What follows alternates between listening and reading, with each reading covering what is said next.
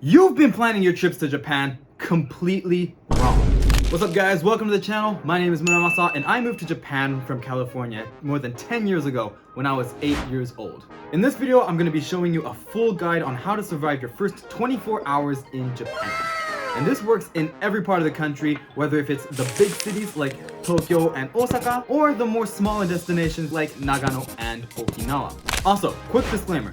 For the sake of the video, let's say that you're going to be staying in Japan for 2 weeks and you arrive at the airport at 2 p.m. So, you just arrived in Japan, the land of the rising sun, maid cafe, and interesting, hopefully fictional, brother and sister relationships that make Alabama look like child's play. Hey yo, what the fuck? It's a nice and sunny day, and you and the boys are looking for the closest crane game to spend 90% of your life savings and your first child's college fund on. However, the second you get off the plane, you realize that economy class seats and 10-hour flights, along with the complimentary crying baby, don't really give you the most luxurious flying experience. Take this shit no more, man. And to be honest, you're exhausted. Which leads me to my first step: take it easy. Try to spend the first day using as little energy as possible, and try to relax and let your body get used to that new environment. Before you even leave the airport, try to look for a convenience store, or a kombini as we call it in Japan. These normally come in the form of 7-Elevens, Family Marts, and Lawson's. Stock up on some snacks and at least a liter of fluids before you even start heading to the hotel. The standard way to go is picking up a pack of chicken that each kombini provides, and an onigiri or two. Tuna mayonnaise flavor never disappoints, despite how disgusting and icky it may sound. Another thing that you want to focus on is the trains. In Japan, besides the super quick Shinkansen, we have 4 types of trains that run through the country. These are local, semi-express, express, and rapid trains. There is also a train called the Limited Express, but because that costs a little extra money, we're not going to be talking about that one.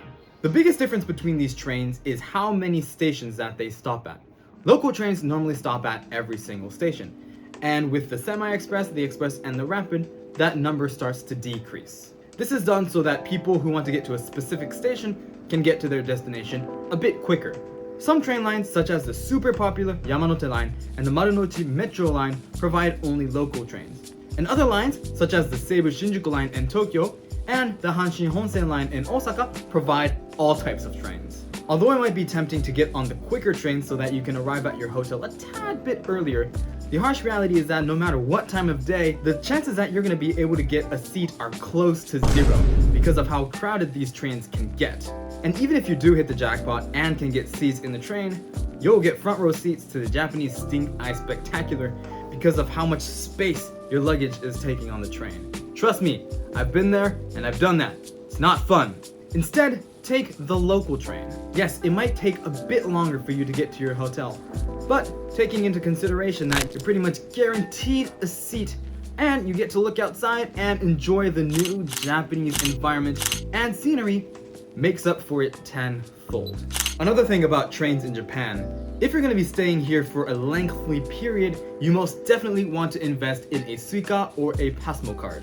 These cards are usable all over Japan and are a godsend for those who tend to eep in a little bit and have to get on a train pretty quickly. Wakey, wakey, wakey, wakey, it's time for school. By just charging these bad boys up with a little bit of cash, you get to skip the hassle of having to get in line and manually buy a ticket, which overall can save you hours during your trip. However, one tiny issue.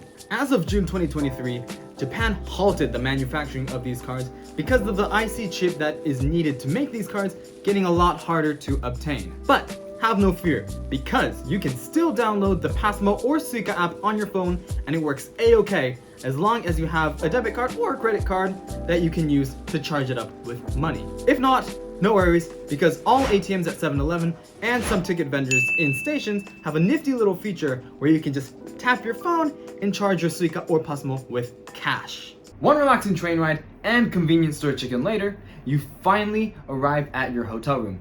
You put down your stuff, sit down for a few minutes, and talk about what you guys are going to be doing next. You look through your pre-made itinerary to see what you have planned for the night. Take a 45-minute train ride into the city to see the annual festival. Visit a temple and wish for good fortune. Visit a 5-star sushi restaurant where the chef makes the sushi right in front of you while you watch the annual. Visit a Oh, 5-star don't forget to sushi visit the restaurant Naples where the with chef Shaki makes the Sushi. sushi. And you also Visit a visit 5-star the sushi restaurant. Let me stop you right there because you just walked right into my second step. Go local. Remember, the effects from the economy seats and little Jimmy in row 18 are still inside of you, and you got a long trip ahead. And even if you can't do everything today, you still got 13 more days to accomplish it. 12 if your flight home is in the morning or afternoon. Take the time where your body needs to take it easy the most and use it to explore the local area. Try taking a nice walk. Enjoy the nature around you, or the smell of gasoline and sounds of loud tourists if you're in the Shibuya or Shinjuku area. Stumble into some family-owned shops. Do some observing of the area to see if anything catches your attention so that you can do it again on another day. If you ask me, try not to use a train on the first day, except for getting to your hotel. But if you're staying in the middle of nowhere to save a little bit of money, then a tiny train ride wouldn't hurt. Try to get dinner in a walking distance. Aim for a restaurant that's simple, but still gives you what you want, like a ramen or a sushi restaurant. Or give Kokoichi Curry a shot if you're too cool for the first two options. Right, it's 6 p.m., nice and dark outside. You and the boys just walked out of the world-renowned Ichiran, picked up a papiko at the nearest konbini, and you're ready to drink until the sun comes up and you're so drunk that you start speaking the local dialect. Now, hold your horses there, cowboy, because that leads us to the third and final step of surviving your first 24 hours here in Japan, and that is beware the lag. Just in case you've never flown internationally, jet lag is extreme fatigue that occurs when you have a long flight over different time zones, and this has the potential to make or break your trip. Because let's face it, the last thing you want to be doing is waking up at 2 p.m. and regretting your life choices from the day before. Now, I get it. But Mura, I want to experience the authentic Japanese nightlife with izakaya, lemon sours, and seeing my boss from work passed out in the bush. Trust me too. And I've had the pleasure of experiencing all of those things, and they're pretty damn nice. But at least for day 1 and day 2, if you want to be safe, whip out the nightcap just a little early, because that will go a long way. I'd say hit the sack at about 9 to 10 p.m. and aim for a solid 8 to 9 hours of sleep so that you can wake up the next morning fully recharged and truly ready to begin your adventure. And there you go! You successfully survived the first 24 hours of your trip in Japan. Hopefully, when you wake up on day 2, you'll have enough energy to just go on along with your day.